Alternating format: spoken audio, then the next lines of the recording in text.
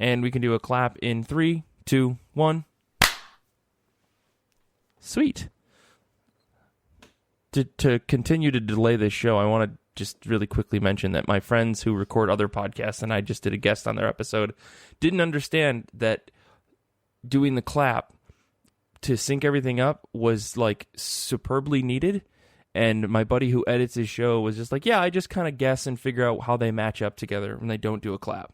Because their concern was that their voice conversation or whatever, that they were using to like sync up over the internet to talk to each other, they're like, well, when I clap, he doesn't clap at the same time as me. And I'm like, well, yes, there's a natural delay.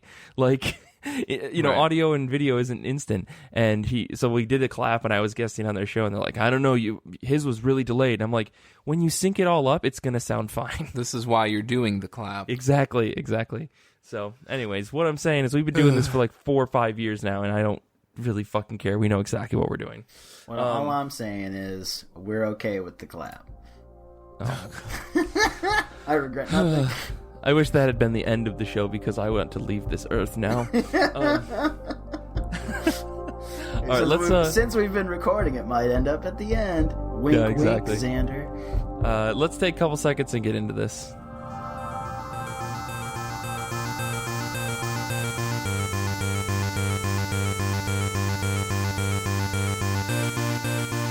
This is the I Read Comic Books podcast. I am your host, Mike Rappin. With me this week, two fantastic human beings, René Rodriguez. Yo. And Nick White. Hey. How you guys doing this week? I hope that your weeks have been great in leading up to these massive holidays of the December month. I want to ask you the question that I asked every single week because you know what? I just gotta. How have you been? How have comic books been? Let's start with you, René. I've been busy. I've been real busy with work and stuff like that. But, I mean, in that busy, dark world that is the, job market of adulthood, there's always the silver lining of comics because, they're always there for you, and it's great. Always. And it's actually very interesting because I haven't been able to go to the comic book store in my town for about a month. Which I generally try to just kind of wander in there because they also have a pretty decent manga section. Right. And it's always just full of randos, so like sometimes I'll just walk in there and just pick random stuff off.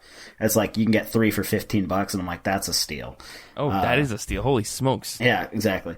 So I was doing that, and I did pick up...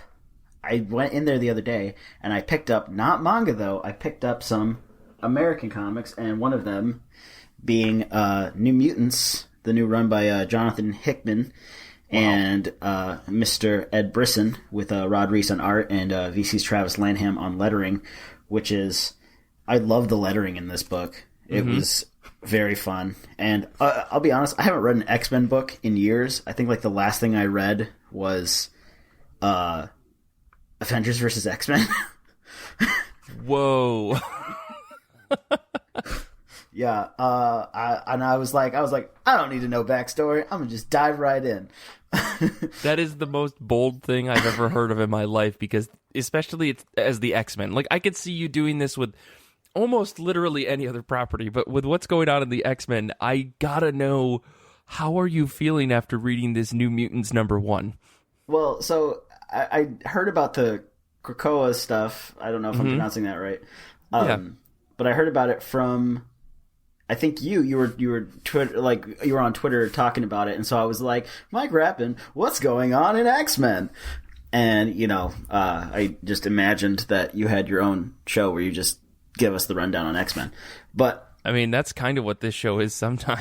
I just figured you're like, what's going on in X-Men? And then all you hear back is like the sounds of like a 56K modem as like Mike overloads and like tries to describe everything. Yes, I mean that's going to be the spin-off show of IRCB. Is just Mike explains the X-Men, and then I get into a legal battle with Jay and Miles who explain the X-Men because their podcast would be superbly better, but or is superbly better is my guess. But yeah, René, but diving into this New Mutants #1, really, what was it like? Like, how did you feel about this book, knowing nothing of Hoxpox or anything else that had happened before it? So I was pretty confused, but at the same time, I was like, get over that. Right, it's comics. Yeah. I was like, because here's the thing, like the opening page, I think has like Reed Richards' character from Ultimate Universe just kind of hanging out. At least I'm pretty sure that's who that is. Oh boy, Renee, that's Professor Xavier. What? That's Professor X, my friend. He's got it. Okay. All right. Well, taking that in stride. Off to a good start here. Yeah. Oh, man. Well, like I said, I was like, I don't know. I just kind of took everything with a grain of salt. And honestly, when Corsair showed up, I was like, I'm in it. Yeah. I've always liked Corsair showing up, and even though he's a douche, but it also reminds me of this time this one guy randomly in a store introduced himself as Corsair Switzerlord, and also said he was a space pirate who was part of the Neo Mars army, and that's a story for a different time. But the point is, I always enjoy when Corsair shows up because it reminds me of this crazy time in my life. And then he asked Renee to help him carry all of the cold medicine out to his car. Right, and then Renee got in the car, and we never heard from Renee again. Here's the Renee's thing: ghost. the actual story is so much better than that, but that's for another time. Save that for the next IRCB hangout that we have, because I think that's the right place to tell that story. Oh man. Anyway, so New Mutants was pretty fun. I actually really enjoyed it, and I do want to keep reading the series. And I really love the art. I also really love the random sword fight in the middle of the book. Mm-hmm. Also, Chamber's in it, and that's all I've ever wanted in an X-Men book is more Chamber. So, delivered. Yeah, I think this book would hit a lot of nails on the head for you, probably, Renee, but it does get real wacky and weird by issue 3. I'll just say that. I mean, they got pretty random at the end there. And Yeah, so, anyways, what else did you read? I also started reading a manga series called Act Age, which is it's a manga about acting, which I was very skeptical about. I was like, I was like, you know what? I will suspend a lot of disbelief for a lot of things when it comes to manga, but I was like, acting, I don't know if I can do it. And then it almost doesn't seem niche enough of a topic. Like, whenever you guys are like, oh, this is a manga about the game Go. And I'm like, that's fine. I now understand that manga is like hyper niche learning of some very specific thing. And now you're like acting. And I'm like, I don't believe it. This doesn't seem possible. Like, for the record, the manga about Go is my favorite manga of all time. And it is amazing. So right. I don't think Nick is trying to say that it's bad. I think he's just saying, like, a lot of the time they're you'll very find, like, honed in. Yeah, exactly. I was gonna say, you're gonna start throwing hands, bro. Let's go. But yeah, no, it seemed very weird to me. And I've read a manga about golf, and you read a manga about manga. I have, and I read one where there's super powered rollerblades that have something to do with the fabric of the universe. Sweet. And even still, I was like, I think acting's just a little out there. I don't know this is a bridge too far for Renee. This is the day he quit manga. But I read one of and this is actually how I get into a lot of my manga series, is if I'm like, oh, I don't know what else I want to read today. I've read all the chapters that I've read. I was like, oh, here's the latest chapter of this manga that I know very little about. I'll just read the newest chapter, even though I absolutely know nothing about what's going on. But if it interests me, maybe I'll jump back to the beginning. And that's exactly what happened. And now I'm like on the 3rd volume. So, Act Age, it's about acting. Story by Tatsuya Matsuki and art by Shiro Usazaki. And it's not bad. It's not bad. I'm very interested in it. I don't even know what this could possibly be about, and I want to try it. So I assume you're checking this out in the Shonen Jump app? Yeah, so they have the first like 6 chapters up, and then so they like the volumes when they are released, they update it on the site. So there's only like a couple volumes on, except that they have like the last like 50 chapters up as well. So if you're up to date, you can still follow it. Gotcha. Cool.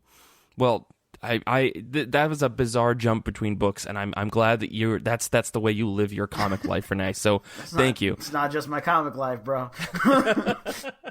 Well, Nick, what about you? How have you been? How have comic books been? What have you been reading, my friend? Well, I'm fresh off of yesterday attending my cousin's son. What does that make him? I don't think that makes him a second cousin. I think that makes him my first cousin once removed. Anyway, this is now an Ancestry.com podcast, and no. So I was invited to his second birthday party, which, as you can guess, was a real rager. And but no, it was good. There were cupcakes and all sorts of fun snacks, and yeah, it was a great time. And beyond that, I have done some reading. I read Valerian, the Complete Collection, Volume 1. Here we go. It's time for me to butcher a just long string of French names. Let's just get right into it. Right here. It was written by Pierre Christine. I think that one I might be okay on. Drawn by Jean-Claude Mézeres. Probably butchered the last name. And colored by Evelyn Tranel. Sorry, guys. Maybe Tronley. Yeah. There you go, Nick. If you're gonna at least pronounce everything, at least put the letters in the right order. Jesus. So this includes the first 3 volumes of Valerian, all of which this was created between 67 and 70 and began as a comic strip in the magazine Pilot, which is a Franco-Belgian comics magazine. Some people have probably heard of this because it's really been recognized on the world stage recently for 2 major reasons. Luc Besson turned it into a 2017 film called Valerian in the City of a Thousand Planets, which to date is the most expensive European and independent film ever made with a budget of $180 million. So that just tells you how much money they have. And there were also recently resurfaced claims, because every time a Star Wars movie rolls around, or just the public tends to be paying more attention to Star Wars again, although you could argue that really hasn't waned recently. Anyway, claims start surfacing that Star Wars basically ripped off Valerian. So that's another thing, apparently. Which is weird, because, like, George Lucas has always been pretty transparent about his inspirations for Star Wars, so it would be kind of weird for him to sort of just omit one thing. Right. So who knows? There's a fun side-by-side in the book that compares some of the elements, like the Princess Leia bikini outfit. Gee, it looks an awful lot like this scene, and the whole carbonite sequence looks like this. Whatever. I think it's, yeah. I really don't think it's a thing. I don't think it's for real. But for me, like, I really love it. It's big, oversized pages. Just that generalized Franco-Belgian aesthetic of comics, like Asterix and Tintin and 13. Like, I love that stuff. Mm-hmm. For those who actually want to know what it's about and haven't seen the movie, and I haven't seen the movie either because Luc Besson is kind of a creep. Don't worry, you're not missing anything with the movie. I watched it. It's definitely a movie, but that's about it. Like, there's nothing very redeeming about it, and the acting is mediocre at best. I always expect the best out of a Cara Delevingne performance, but I mean, if you're going to tell me that this one's no good, then all right. Yeah, so basically Valerian is this guy. He works for this spatio-temporal service, and they go back in time and deal with people that are trying to mess with the space-time continuum. Stop me if you've heard this one before, but then again, this is 1967, so... Mm-hmm. You know, it's not like everybody else is copying this, I guess you would say. So he has to go back in time, and they follow the whole Star Trek mantra of, you know, when you go to certain, you know, planets or whatever that aren't as advanced or don't know about space travel, you can't use advanced weapons, and you have to wear clothing so you blend in and speak the language and all that stuff. And he gets sent off because one of his angry coworkers from the Dream Department runs off to 1100 AD to go hang out with a wizard or something. I don't know. Something French or whatever. It's French, whatever. But I guess this is sort of a reflection of the fact that in the 20th century, there's not much left for people to do except really sleep and dream. And because this guy ran off, everyone's kind of going into a weird insomnia psychosis thing. Which, I mean, if they were trying to predict the future of, like, you know, what jobs are left for humanity, I guess maybe they're a little on the nose here. So yeah, altogether, the book's actually pretty forward-thinking and progressive in its outlook for being over 50 years old. There's some pretty ominous stuff about the future of the environment, as well as the increasingly sedentary nature of humanity, which is just what I got at. For those unaware, I'm just saying people be lazy, myself included. Which is why it's kind of disappointing that sort of you have these kind of progressive ideas that are decades old now, juxtaposed alongside Luc Besson's interview at the beginning of the book with the creators, and he's basically trying to get them to be like, hey, that Loreline character is pretty hot, right? And they're like, okay, like, I didn't know we signed up for this. Thanks, Luke. Oh, jeez. Yeah, it's kind of a creepy interview. For those unaware, Valerian meets this girl named Loreline in 1100, and she turns into a unicorn, and unicorns can read thoughts, and she figures out that he's from the future, and he says, well, I guess I gotta take you back with me, and she becomes his companion, and they travel around, and maybe it's like a Doctor Who thing, but yes. I don't really know, because I haven't finished the book yet. All right, guys, just calm down. So... It's French, right? I mean, but you're enjoying it, is what I'm hearing, though. You're enjoying reading it. Yeah, I enjoyed it in the same way that, like, I really enjoyed Tintin until it had, like, some vaguely racist moments, and so part of me is, like, waiting for the other shoe to drop with this book and have that moment. But for now, I'm enjoying it. Yeah, absolutely. I'll also say I read... this is part of Nick White's, hey, I'm going to actually go back to my Humble Bundle library and try to grab something and say, yeah, I read my Humble Bundle books, because that's rarefied air. That's a select group of people. It's true. So I read X Omnibus Volume 1, largely the first arc, which was written by Stephen Grant, drawn by Doug Mankey, inks by Jimmy Palmiotti, colors by Pamela Rambeau, and letters by Lois Buhalis. So you've got some big names there. This is 1993, so this is before a lot of these people become pretty big. Mm-hmm. And Stephen Grant, for those who aren't aware, would go on to do Two Guns, amongst other things. I know a lot of the other names there are pretty recognizable. Mm-hmm. So this was an interesting deep dive, which was assisted by Comic Book DB, which we're now, I don't know, it's getting shut down today or tomorrow at the time of recording. So yeah, tomorrow, yeah. Salute to Comic Book DB. So X is an original Dark Horse character who made his first appearance in Dark Horse Comics number 8. Yes, the name of the series made by Dark Horse Comics was titled Dark Horse Comics. Sure. Which began in 1992 and is not to be confused with Dark Horse Presents, which began 6 years before that in 1986. People say comics are inaccessible, and honestly, I don't fucking understand it. This is very easy stuff, guys. Come on. It's so stupid. So if you're wondering what this book is about, this is a book rolling out around the same time as like Spawn #1 and Sin City. So if you want to guess that this book is going to be like super hardcore violence, yeah, it is. It's a guy who has a big red X all over the front of his head, and he's got stitching up and down all of his legs and arms that are big red X's, and yeah, it's real goofy, and his mask only has an opening for one eye, which means as a criminal you only need to go looking for a one-eyed man, which seems like that would be easier.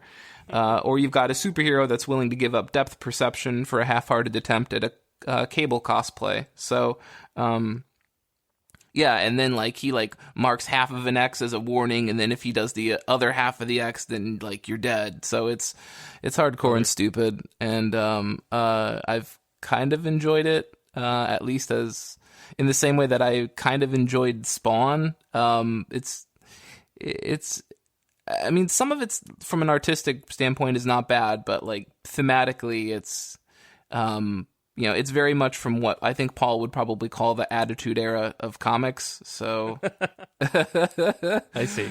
Yeah. What about you, Mike? Well, for me, I read a handful of books. I realized that as I've been going through my, spreadsheet of the comics that I read this year, I think I'm running about like 50 or 60 comics short compared to what I did last year. And I think that might be in a combination of there have been days, like almost like weeks, where I haven't read more than like 2 or 3 comics. And also I think I've been reading more graphic novels this year. But in to try to get around that, I've been trying to read more single issues and stuff like that to try to catch up, to say like that I read, 550 comics this year or something. But I picked up a book out of the blue during the Thanksgiving sale on Comixology called I Moved to LA to Work in Animation. This is by Natalie Nourigat, and it's a really interesting autobiographical comic about this one woman's not journey, but like it almost reads like a how-to manual or like a frequently asked questions article that people may have about how they got into animation.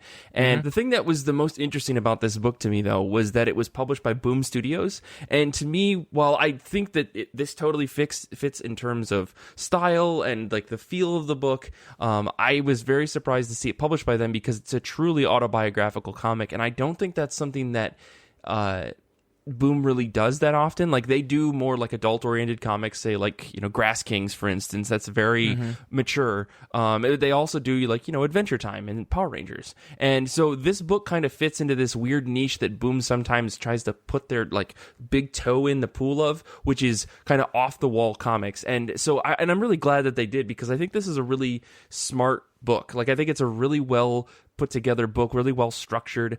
Even though the format of it kind of threw me, it's definitely broken up into sections, like an introduction about who Natalie is, and then a description of what it was like for her to move from one city to another, from Portland all the way to LA, and why she had to move to LA, and what she had to do in order to make sure that she had a job lined up and an apartment, and how she couch surfed, and how like a lot of other people did this, and some other people she spoke to did that, and some people just moved to LA, and she was like, no, I need to get a job. And so there's a chunk about that, like the description of who she is, then the introduction, moving, what it's like working as an animator, and then the last probably third or maybe almost half of the book is just what she titles Other FAQ, and it's questions along the line of what kind of salary can you expect, and how did you break into this, how do you break into a studio at all, and like what's it like when you're applying for jobs, what's the interview process like, all this kind of stuff that I feel like every vocation, every major career vocation out there should have, right? Like as a web developer, I think that a comic like this or a story like this or an article like this would be super crucial. And she goes out to say at the beginning of the book, hey, this is just my experience coming from my place of privilege, from all the things that I have based on this work that I had done for myself. So don't expect this to go line by line for you, but also here are a lot of things that helped me, and here are a lot of things that I want to add on top of that in order to try to help you if you want to get a job in animation. And so it's an honestly incredible comic. It's about 95 pages long with the covers, and at the end of it, on top of the FAQ that she also has interviews, like little micro interviews with 5 or 6 or 7 different other storyboard animators that she knows. So she went to go to basically be a story artist, I think is what they called it, where basically you work for an animation studio and you draw storyboards about a specific movie. She works on feature films. She also interviewed people that work just on television, and how their jobs are a little bit more topsy-turvy because, shows get canceled, or, if you have a season or half a season off because of, summer or something like that, like you just have to find other things to do. But the pay is also comparable to say, oh, you may saved up enough money to kind of survive during the summer before the fall comes back and you've got your new show to work on. So again, it was a really, really interesting book. I highly recommend it to anybody that wants to get into like the professional arts medium. And I think from what the book said, I think it was published this year, maybe the year before, like these story animators are super, super needed. So if you have any artistic talent and you want to try to break into the industry outside of comics, I mean, apparently this is a very good place to do that. You just got to move to LA. But one of the things I thought was really interesting is that in LA, and I think this is more popular in California in general, is how strong the union for these animators was. That, like, you know, they have a minimum wage set for people when they first start off, and there are rules around freelancing, and there's rules around X, and there's rules around Y. Healthcare is really good, and a lot of these studios offer a lot of perks because they're required for the job, and it was such a really, like, amazing book. So yeah, I didn't read every single interview because the end of the book, it's very, very wordy in general as a book. The interviews were even more wordy. They're like little small pictures with almost full pages of text.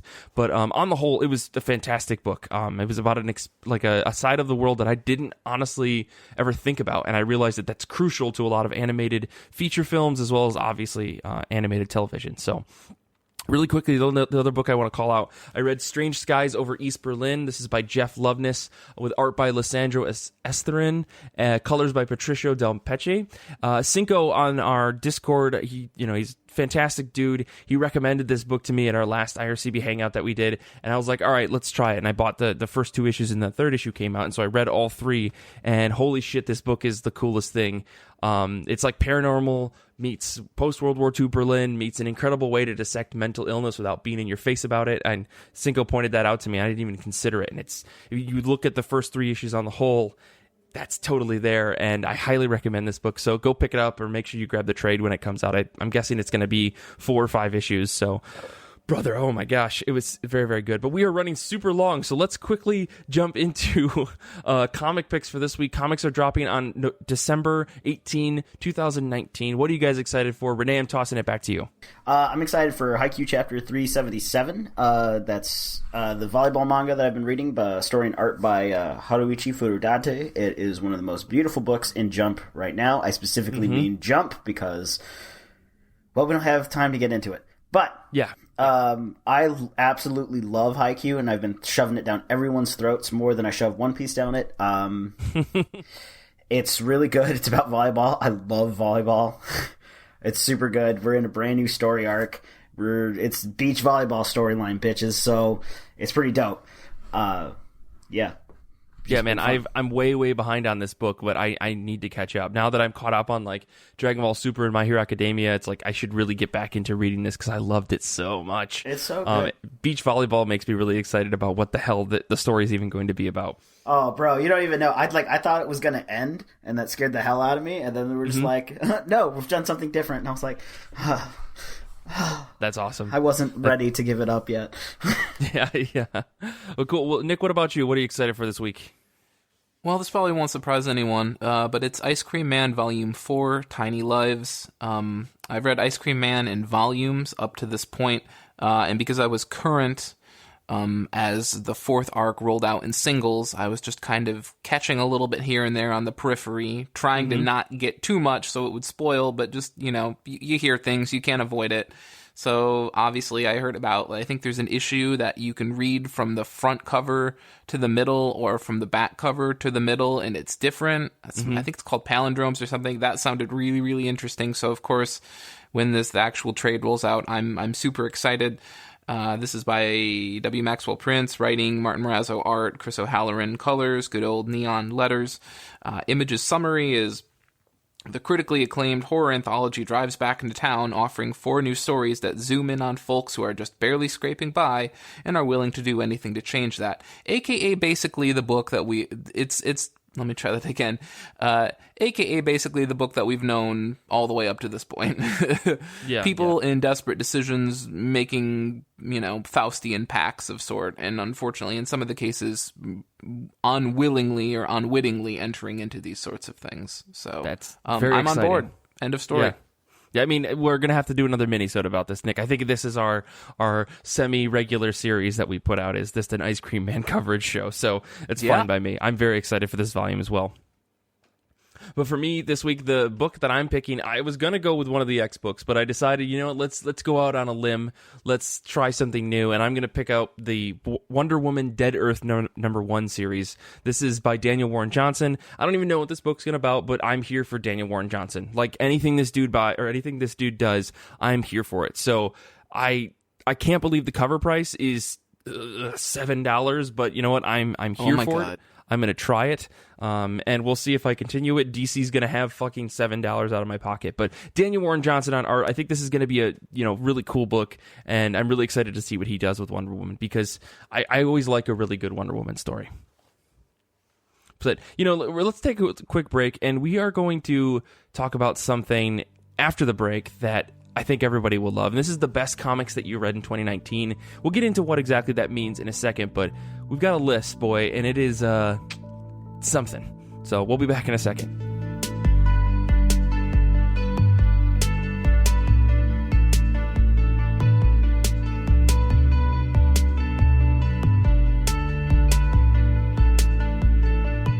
For our show this week, we are talking about the best comics we read in 2019. It is almost the end of 2019. It's very close. And so to wrap up the year, we're just gonna talk about some of the books that we've read over the past 12 months of 2019. And this could be books that came out in 2019 or books that you just read for the first time this year. So we're gonna go through some of these books and talk about maybe what took us so long to read them, or why we had to immediately read something when it came out this year, because we've got a list of all sorts of stuff. All I'm seeing is like 500,000 mangas as far as Renee's concerned.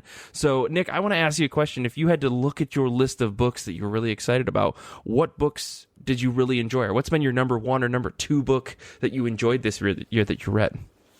Sure. Narrowing it down. One of my strengths. Yes, I know. Decisions. Great. Thank you. This is now my worst nightmare. Honestly, it really won't shock people if you already listened to the first half of this show that really Ice Cream Man was above and beyond a book that I just thoroughly enjoyed. I know that I showed up a little bit late to the party on this book, and I'm still consistently late to the party because I started in trades, and you know how it is, forever in trades shall I be, I suppose. And I just absolutely love this book because it's so rare in the sense that it basically it has some serialized elements in terms of Ice Cream Man, in terms of his background, in terms of the very lived-in town in which the majority of the events of Ice Cream Man take place, but that's coupled with a real Twilight Zone-esque anthology feel where you open any issue and it could literally go anywhere in any place, from sort of critique on the music industry to a deep space sci-fi, mystery of sorts, to a deep dive into Ice Cream Man's past. It just has this power and ability to go anywhere, much like an anthology book does. But there are some continuing elements that stick around, which I think makes it appealing to people who maybe aren't really on board with just a pure anthology where it's just flat out hitting the reset button 100% every single time. And it's such a rare breed in that sense, because not only aren't many books attempting this feat, there are even fewer books that are succeeding. And so I think that's what I find so absolutely amazing about this book. I mean, it is a little unfortunate that the main crux of it is horror, which I think unfortunately turns off some people that either A, just genuinely don't like horror, or B, they see horror and they don't even give it a chance just because of that. Even if, because I wouldn't say it's like unadulterated conventional horror in the way that we think of it, although sometimes it does have those grotesque moments where it does kind of fulfill that. So the thing that's really interesting about that book is I think you nailed it a little bit, but I would almost add to that to say that the book is more of a suspense or thriller with a mystery on top of it, because there is the constant question of, I don't want to get into spoilers, but there is the constant question of who is the Ice Cream Man? And what are his goals? What are his plans? Yes. And he every issue, his goals and his plans and his ideas and everything that we think we knew from the previous X number of issues gets twisted a little bit more on its head. And I think W. Maxwell Prince has done a great job of keeping people sucked into this book by leaving that question unanswered for the most part, even by the end of Volume 3, especially given the end of Volume 3. And I don't want to go too deep into it, but yeah, I'm right there with you. Like, this is by far one of the most surprising, interesting books that I've read this past year, and I'm glad that you and I sat down. Like, Nick and I have done minisodes on the first 3 volumes, so if you haven't listened, I would highly recommend you jump into that, because it's a fantastic series. And like I said before, we'll have to do a minisode on the next volume. But I'm glad you picked this one, because I totally forgot about it, but I also knew that you were going to pick it. Yeah, I mean, if you're the sort of person who's looking for the comic book equivalent of the It's Always Sunny gif, where it's Charlie pointing at the strings on the cork board and all of the article clippings torn out. Like, yes. If you're looking for the comic book equivalent of that, it's this book. Totally. Like, if you have an eye for detail and picking up continuity and it's amazing. Sometimes I've found that Prince will foreshadow or reference something with a little visual element 3 to 4 issues before it becomes pertinent. Just the level of which it feels like lived in and everything feels connective and thought out, but so much of it just isn't like thrust in front of you. You've got to do the work and find it. Mm-hmm. Or potentially, if you're me, you have to start making connections maybe that aren't there, and maybe that's not a good thing. But no, I'm just kidding. I think most of it's intentional. It totally is. I think it's really smart in that. Renee, what about you? What are some of what's like one of the books that you've got on your list here? Oh man. I know, it's a big question. It's a big question. I think, so what happened this year with me specifically was, with my Jump subscription, I got to read a lot of the books that were being run in Shonen Jump. And there were a bunch of new series that come out every single year, because old stories get dropped, and series that aren't doing that well get dropped and whatnot. So you'll have a new series come in, and there were 2 series that I really, really enjoyed and was kind of just heartbroken that they ended. And that was, and I've talked about them on the show. It was Hell Warden Higuma and The Last Sayuki. So Hell Warden Higuma's story and art by Natsuki Hokame, and it's about this kid who is in a family of Hell Wardens, and that is their job. Is they're chosen by the god of the underworld to go and catch renegade spirits and send them back to hell. But it's very specific renegade spirits, and it's something that has to do with the fact that their ancestor let them all go in the first place, like hundreds of years ago. So as redemption, they now have to try and capture them like every 100 years or so, or something like that. And the Hell Wardens gain powers based off of the demons that they capture and whatnot and send back to hell. So it's Mega Man. Kind of. In a sense, yeah. I kind of hate you right now. So this both started and ended this year, Renee? Yeah. So it only had a total of 20 chapters. Mm-hmm. Not even. It was like, it had 19.1 is what it was. So it had 19 chapters and then an epilogue. Gotcha. That was not even a satisfying epilogue. And also, it just kind of, like, they didn't really prepare you for the end. Like, they didn't. So, like, the chapter before the epilogue, they were like, and next chapter is the epilogue. And I was like, wait, what? I gotta imagine 20 chapters in, you're like in the middle of maybe a bigger story. Oh my gosh. Right? Yes. So this story was so good, and I absolutely loved it, because it was kind of dark, but it was super fun, and it reminded me a little bit of Yu Yu Hakusho, but it was different enough that it was super interesting. I didn't know where it was going to go, and there was a lot of twists and turns, and the art was really interesting, and all the characters had really interesting powers. And we were quite literally in the middle of this very... You could tell that the author was trying to ramp it up to keep getting votes and whatnot, and I don't understand why it didn't. And it was super interesting, and it gutted me to know that it ended. And that's a bummer. The other book that I mentioned, The Last Sayuki, was story and art by Daijiro Nonue. that one is also kind of in the same vein that it was super dark, and it's kind of like the idea that monsters are real and they're created from the fears of humans, and like they can be made real if you just get pushed a little bit too much into your fear. And then there's this entity that's like basically trapped into this little girl, and she's basically able to make all of your fears reality.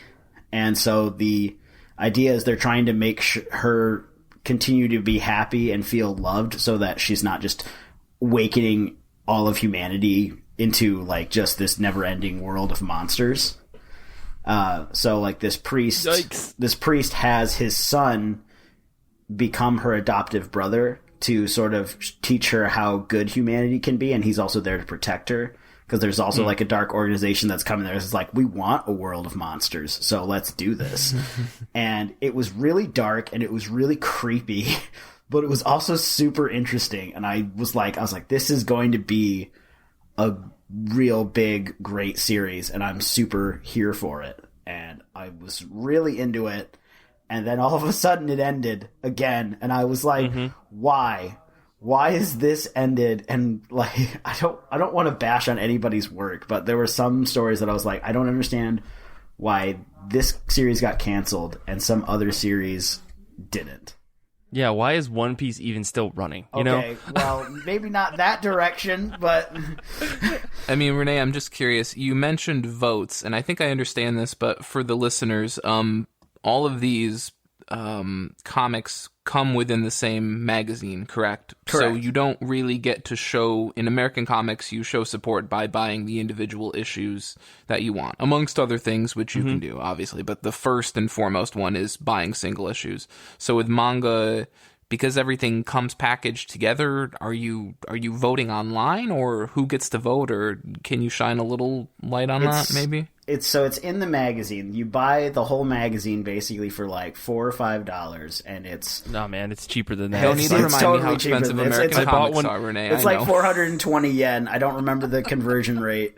No, dude, it's cheaper than that. I bought one for 300 yen at a 7-Eleven. Dude! Oh my god. Crazy. Oh my god. Yeah, so it's pretty cheap. And the magazine has about 20 stories in it. Each chapter is about 20 to 22 pages long. There's also ads and stuff in it. Unless you're My Hero Academia, and then you're 13 pages long every week. Yeah. Hey, sorry, go ahead. It does feel short sometimes, and I'm like, wait, what happened? Yeah. But I also love that Black Clover sometimes, like, there are just going to be panels that aren't fully done. But that's another story thing. But, I mean, they work hard. I can't imagine doing what they do. But yeah, so in the magazine, there's about 20 stories. Each of them is roughly around 20 pages long.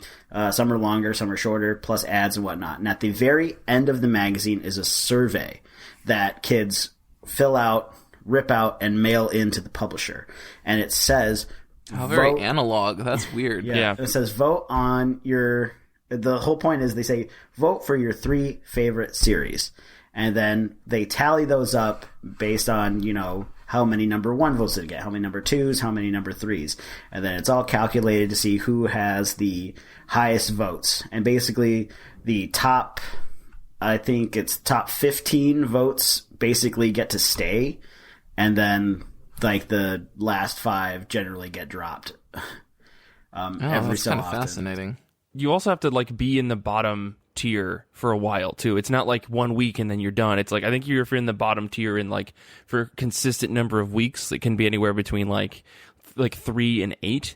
Then they'll kick you off, because like if One Piece has like a bad 2 months, like they're not going to end that book because it's still like a massive success. But then again, people are still voting One Piece is their number 1 or their number 2 or their number 3, even though it's like a franchise at this point. Right. Like the best example of that would be Bleach. So Bleach was one of the big 3, which was, it was like one of the top 3 books for like 10 years running. And Bleach, Naruto, and One Piece. And One Piece. So Bleach, near the end of its run during its last arc, it was very unpopular, but it still ran for almost 2 years in its final arc when it was no longer in the top 3. And it got to the point though where it was still running in its climax, but they ran it to completion to the point where finally the magazine said, you've got 5 chapters left. And that was a big series, but like they didn't just end it immediately. It still took some time for it to get there. So generally, though, if you get the magazine or if you've got the subscription like I do, if they generally have one-shots that show up, you can assume that there's going to be a cancellation within the next 2 to 3 weeks of a book. And because and also generally in the magazine, the closer the series is to the back of the magazine, the more it's assumed that that's one of the weaker series, because the more interesting one's going to be right at the beginning. Yeah, it's a really skewed system in a certain respect, but it also has worked. It works really well for them. I mean, it definitely sounds like there are pros and cons to be said about that. That's fascinating, though. So yeah, I'm sorry that your books got canceled, Renee. They sound kind of cool. They're really good, and I don't know if they're ever going to get like graphic novel release, like the Tankobons. I don't know if they're ever going to get released in the U.S., so probably the only way to read them would be to get the Shonen Jump subscription and read them on Shonen Jump, because the entire series is there. And again, most of them are like Hellward and Higuma and The Last Sayuki. They're only about 20 to 25 chapters long. You know, it's basically nothing. Yeah, it's not to like make a huge divergence. So maybe if there's like a short answer to this, that would be I don't know. Just tell me. If your book gets canceled in Jump, obviously in American comics, sometimes you can basically pack up your toys and go home and try to find a different publisher. Is it possible to try to revive your book somewhere else, or is that really not a thing? Most of the time, they don't revive the book. So what they generally do is they'll have a contract with the creators and whatnot, and so they still work for the company even if their book gets dropped, and they basically have a time limit of submitting a new story to get picked up. But for the most part, once your series ends, it's ended. They just kind of don't come back to it. Right. Because the way that the publisher looks at it is there wasn't enough interest in that story. There is no revival. But I'm saying you can't go shop it around somewhere else. No, because I think Jump, does it own it? I actually think the creators own it. Yeah, I'm sure there's like I think there's a joint like beneficial thing where it's not like work for hire in the States, right? I think because like Renee said, when you get accepted into Jump, you essentially have a salary, but you also retain pieces of the rights so that if they do a merchandise deal or they do make an anime or they do something, then you'll actually make money on that, I think. Yeah. Right. Which is what most creators count on, is if they make an anime, that's when you're getting all the money. Right. Gotcha. So I would love to, I mean, that's something maybe we should try to do for next year, is to actually have someone from like a manga company come to speak to that, because I think that's such a fascinating thing. And I mean, maybe there's a lot of like in-house, we don't want to tell you all the bits and pieces, but still it'd be really interesting. But I'm gonna jump away from this and say and talk about a book that's on your list, Mike. Yeah. So one of the books that really blew me away this year was Oh Human Star. This is volumes 1 and 2 that I read this year. Oh Human Star has been like a webcomic for a little while. I don't know the details, but it's by Blue Delaquante, and it's essentially a story, and I know I talked about it on the show before, but it's a story about robots and people in love. And that's, to me, maybe sounds like Gundam, but it's not. It's about like this man who dies unexpectedly, and he wakes up one day, and it turns out that his mind has been placed inside of a robot that looks exactly like his old body, but he's still a robot. And so he's trying to come to terms with, being alive again and seeing his old partner that he had been with, and you kind of understand like their relationship, and it turns out that his old partner tried to clone him before, and it failed, but it still resulted in like a person who, like, and I say clone, I mean mentally clone, like clone his mind into another robot to bring him back. And it didn't go well in the sense that the same person didn't come back, but instead he now has this daughter robot that's been growing up and knows how to fly and is really good with robots. And the world around these people, kind of, there are robots everywhere, and there's kind of a 2-class system where there's robots and then there's people, but then there are people that passes robots, or excuse me, there are robots that passes people. And it's kind of got like a subtle story about, trans people in the world and how you can quote unquote pass as someone or as something, or that maybe you actually you're trying to be, but whatever. And it's a really good book, and I really love the story. It's very, very short. Like I said, it's 2 volumes. The 3rd volume I think is going to be the last volume, and that's coming out early next year, I think. I spoke to the creator at New York City, and they told me soon. That's the long and short of it. But I also picked up the other book, Meal, which was very good. But Oh Human Star really like broke my heart in a really, really good ways. And I honestly think it's a book that anybody could read and fall in love with. And the fact that it's free and you can read it online is great. But to support Blue, I picked up the volumes because, oh my gosh, like I read it digitally first and then immediately was like, fuck this, I'm buying the physical book. So I have the physical books at home. And Blue is just the nicest person in the world to talk to at conventions. So if you get a chance to talk to them, have a conversation because they know and can speak to this whole genre of robots, like giant robot people things really, really well. It's a really cool book. I can't explain it any better because it's like a two-tone palette that alternates between blue and white and red and white, depending on if it's a flashback or if there's a different emotion in the scene. And I think it's all really, really well executed. And it's by far one of the most interesting books I've read this year. Honestly, you had me at robots, and then you kept you kept going, and I was like, I don't know why I haven't already downloaded this into my heart, because it sounds exactly what I'm all about. Yeah, and I really think that I could give this to anybody and they would enjoy it because it is about robots. It's also about understanding yourself, understanding like the discussion of like, are you your body? Is it just your mind that makes you who you are? Like a lot of really interesting questions that only partially get answered, or you can read them a certain way in this book. And I really like what Blue's done with the series, like from the get-go. It's such an interesting book. But yeah, let's bounce back. I mean, Nick, what else is on your list? You know, honestly, I would just have to add, yesterday I read The Weatherman Volume 1, which, like most books that Mike recommends to me, I hear about it a couple times. I say, yeah, fine. I let about 8 months go by, and then I try to take credit for discovering the book. So this is no different. And I would definitely recommend this book to Mike. I think you'd really enjoy it. Thanks, Nick. No. So this is from Image. It's from writer Jody LeHoup. Gosh, it's just French names left and right today. Yeah. Come on. And art by Nathan Fox. Thank you for not having a French name, Nathan. And so basically, and colors by Dave Stewart, and it's about a weatherman. I think it's a couple centuries in the future, and he's a weatherman on Mars, which has now been terraformed. Mm-hmm. And it starts out and you're like, oh, this guy's kind of goofy and kind of funny, but also sort of a dim-witted idiot. Where is this going to go? Because at first it seems like a charming futuristic romp, and then I guess minor spoilers. I mean, the first trade rolled out at the beginning of this year. You discovered, I guess let's just make it a little ambiguous, he's not quite what he seems to be. Right. Who cares? Let's just spoil this. So you find out that he has had his mind wiped, and his physical features were changed partially, I think. And he used to be this terrorist who's supposed to be responsible for carrying out the worst terrorist attack in human history, wiped out nearly the whole population of Earth, so not exactly a good guy.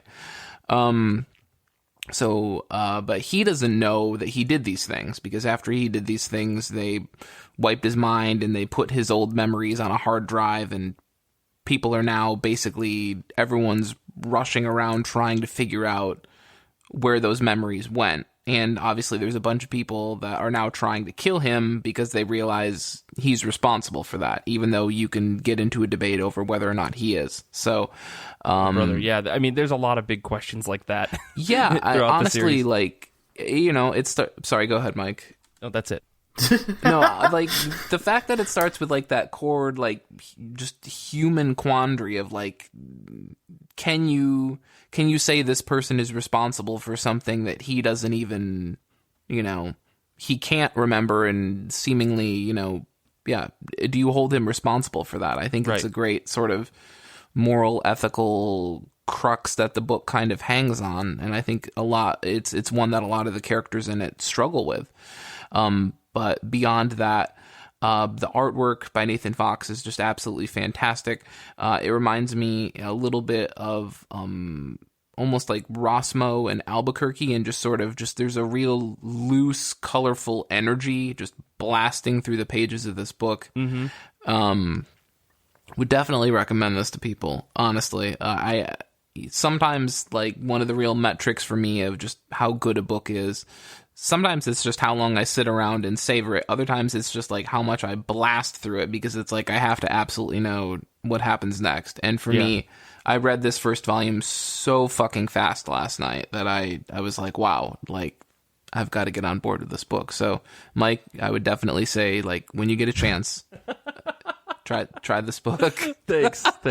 I'm glad you dug it, because to me, I feel like it's definitely not a book that will resonate with everybody, but it's definitely a book that I think is up your alley. Which, I mean, it's got a lot of moral questions, but I think it's got a lot of fast-paced sci-fi action that a lot of books try to do and don't execute as well.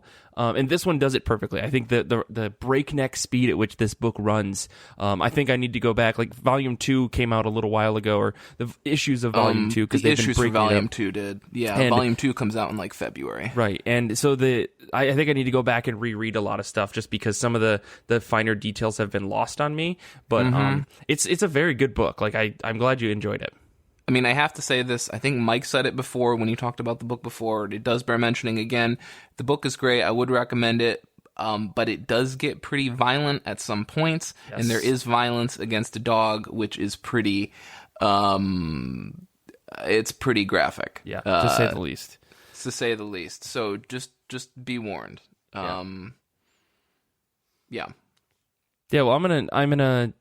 Yeah, I definitely would still recommend it if you want some good sci-fi action. But Renee, what about you? What other books are on your list here? I guess the main one would be Samurai 8: The Tale of Hachimaru, which is story by Masashi Kishimoto and art by Akira Okubo. And this is Masashi Kishimoto's new series. Masashi Kishimoto, for those of you that don't know, is the human being that created Naruto, which is one of my favorite series and is very near and dear to my heart. And I'm getting all, like, misty-eyed just thinking about it. Anyway, so basically Samurai 8, Tale of Hachimaru is basically Naruto in space, but with samurai, which I don't hate. In fact, that's pretty much exactly what I want. It's like he knows me and is specifically like, hey, here's a thing that you dig. And he's right. I absolutely dig it. And it started out kind of slow, kind of unlike Naruto, and because I don't really know why he started out very slow with this. It had a very different pace at the beginning. It took a while for us to get the engine running, but now I think they've kind of hit their stride right now. And unlike Naruto, Masashi Kishimoto doesn't do all of the art. In fact, the art is done by Akira Okubo, who was actually his assistant, one of his assistants on Naruto. And I think he was his assistant for like 9 years. So he gets it. Yeah. So basically, like, Kishimoto will probably, I don't know how the actual process, but he probably does a pretty good rough draft, and then Okubo just, like, fine details it. But he obviously does enough of the manuscript that they specifically give him is art by him. And this is not to be confused with the artist that does Boruto, which is Mikio Ikemoto, who was also an assistant on Naruto and was one of the guys that actually was drawing Naruto near the end of its run, because Masashi Kishimoto's kind of getting up there, and so it gets hard to write a weekly series like that. Right. Especially when you're concerned for the author's health. But I mean, Masashi Kishimoto's still writing, and it's still pretty good, and it's been good. I was really worried. I was really worried that I was like, oh no, is it going to be like Eden Zero, which is just fairy tale in space? Which, I mean, it's kind of hard to follow up Naruto. Yeah. Just say that, right? Like, what did Akira Toriyama do after Dragon Ball Z? More Dragon Ball, yeah, I think. like 20 years after the fact, though.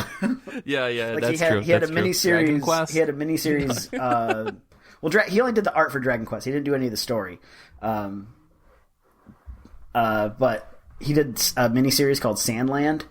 I don't know if that actually came out after Dragon Ball. It might have come out before. I don't remember. Yeah, I was going to say, I know of another book that he did called Kawa, but I think that might have come out at the same time as Dragon Ball. I can't remember. It's like a mini series, little like goofy, spooky book. It's pretty cute, but interesting. Naruto in space. But with samurai. They're not ninja, they're samurai. So okay. If you remember, there was during the Five Kage summit in Naruto, they go to the mountains, which is the land of samurai, and everyone was like, "Oh, look at how different the design is for the samurai." And everyone was like, "How dope would it be if there was a samurai story after Naruto or something?" And I'm pretty sure that Kishimoto was listening, because then he was like, "All right, but what if they're samurai and they're like half robots and they're in space?" In space.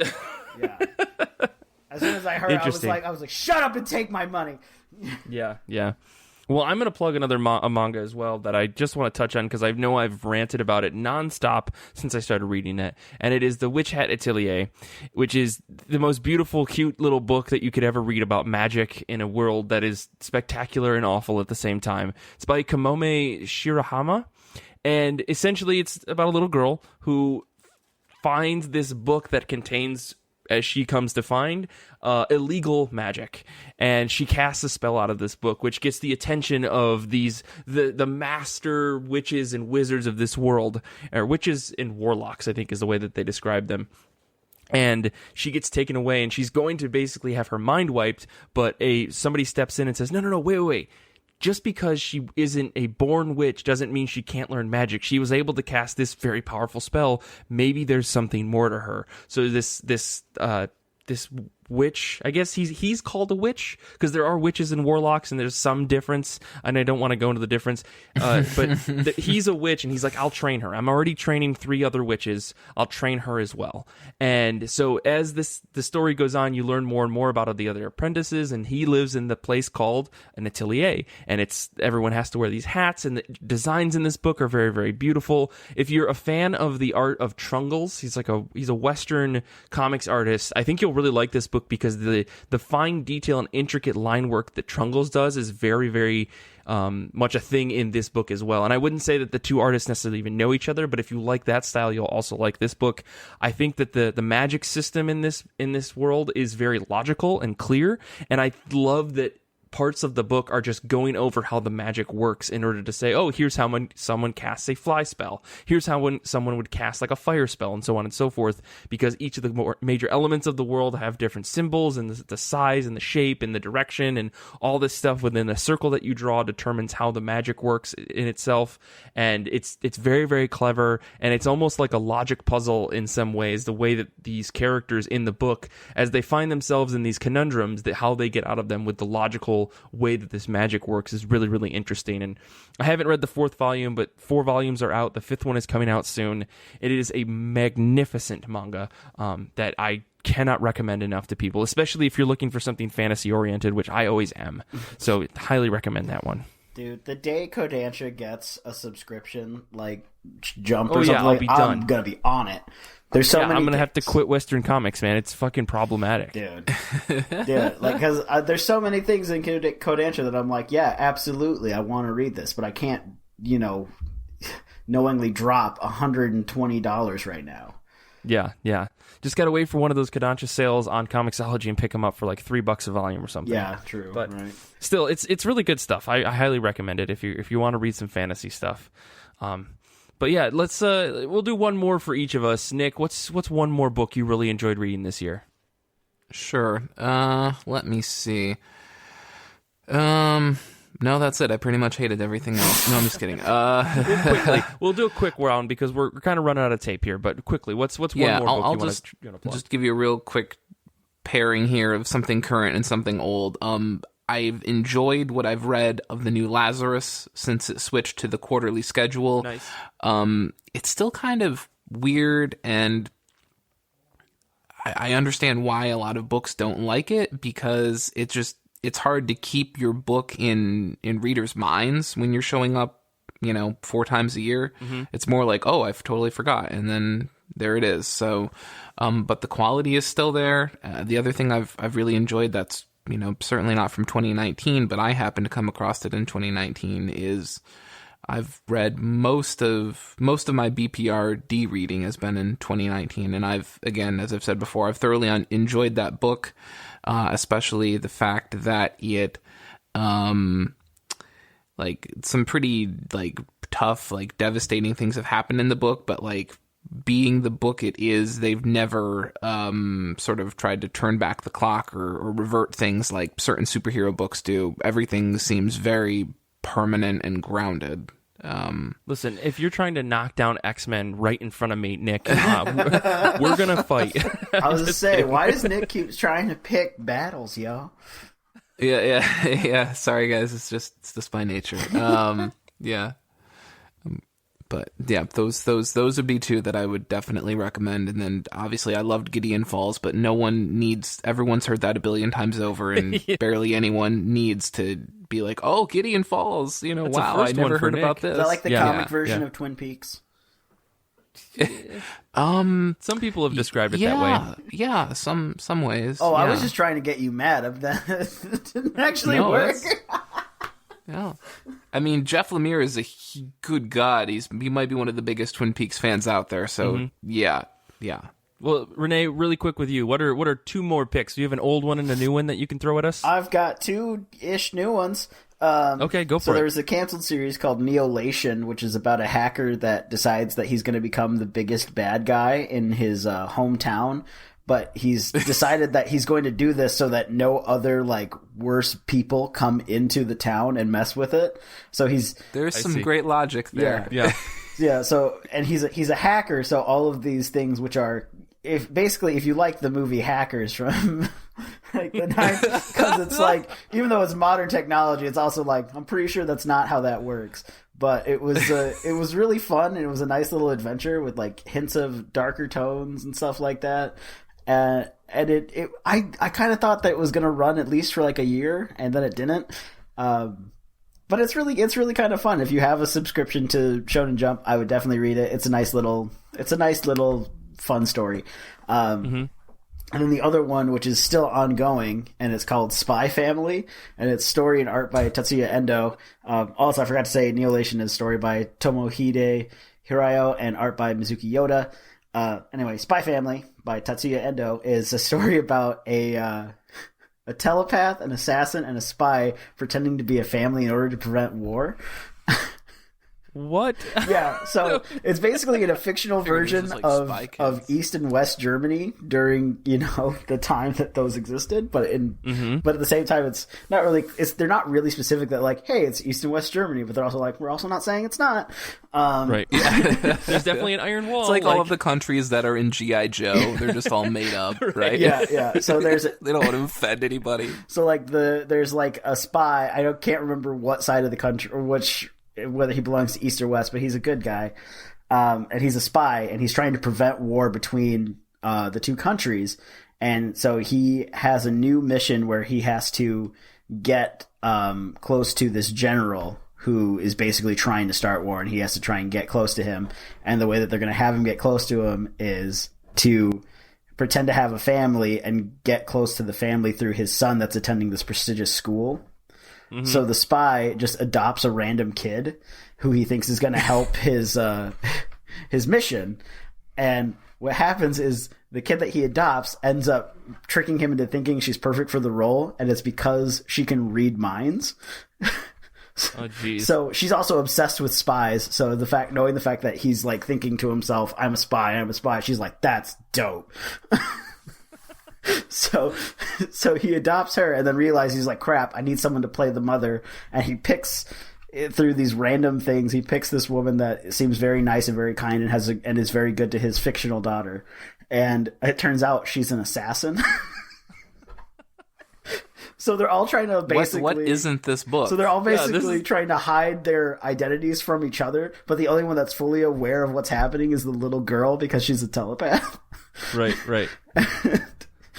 Oh my goodness, this sounds bonkers, Renee. I'm guessing this is like a gag manga in some capacity. It is absolutely a gag manga, and it's fantastic. I fell in love with it immediately. I was like, this is great. It's super fun. It's hilarious.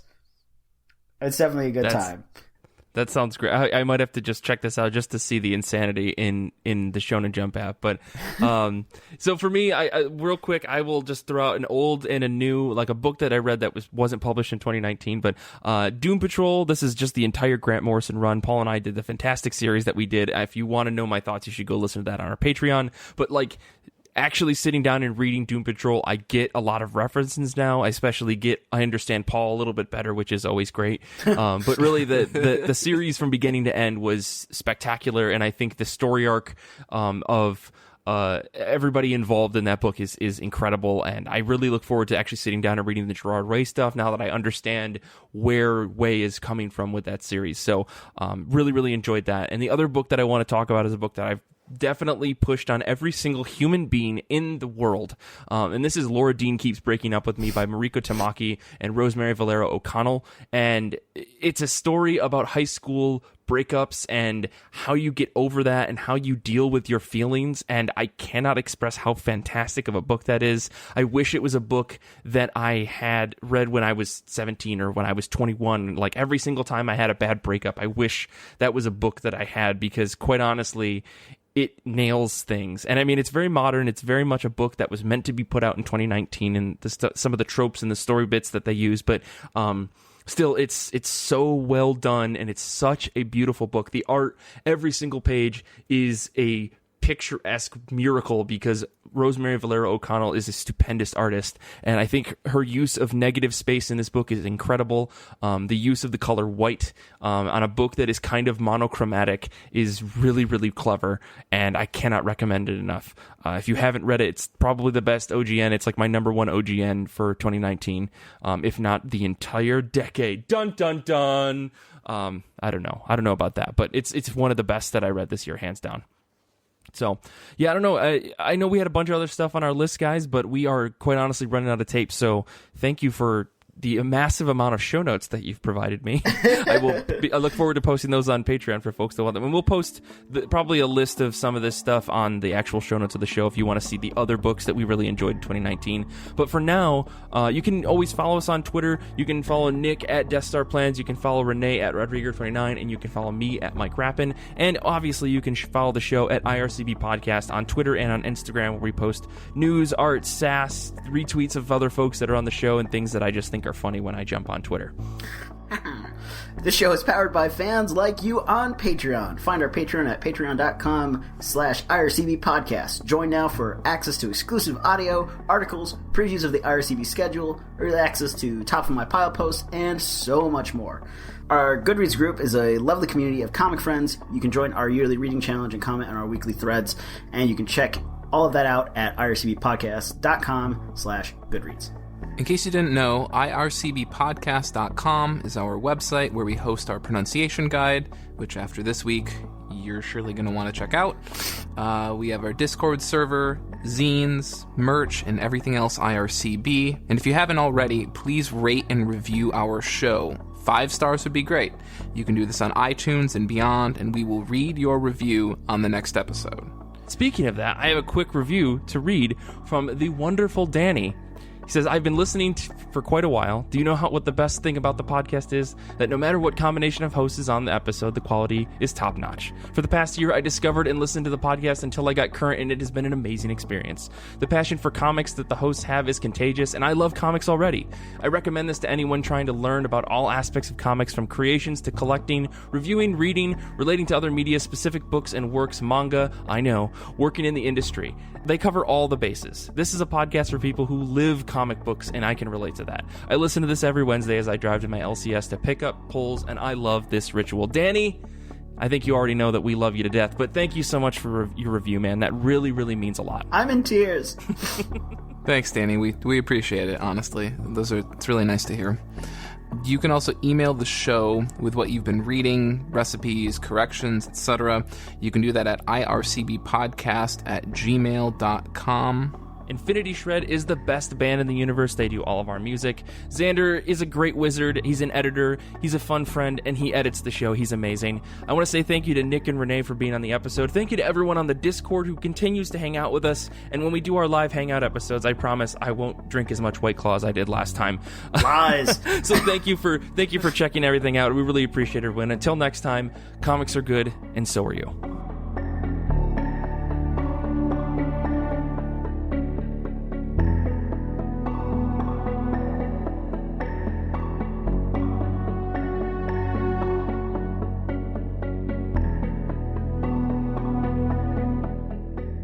I'm back, Renee. Oh, hey, Meg.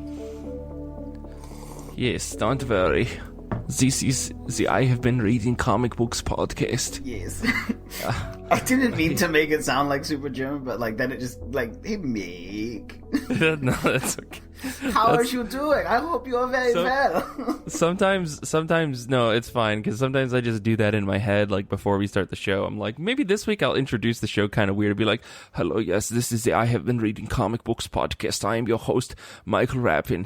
You have been listening to the I Read Comic Books podcast before, so you know how this goes. I will ask a question, and it is the same questions that I ask every single week. How have you been, and how are the comic books that you have been reading? And I'll just... I in my head, for some reason, I've just been like channeling Werner Herzog.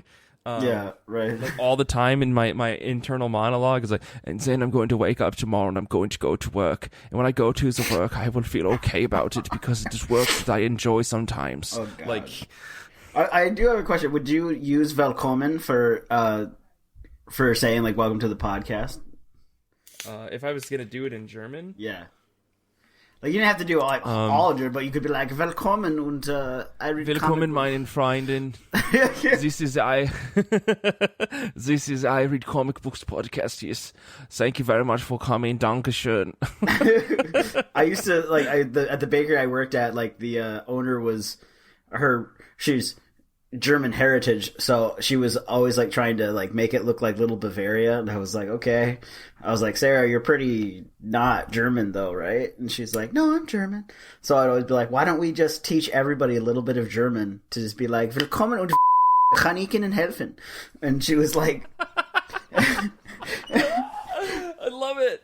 and I said that to her, and she like. It turns out she actually knows German, so she started throwing it at me. I was like, yeah, that's all I got, dude. I love it.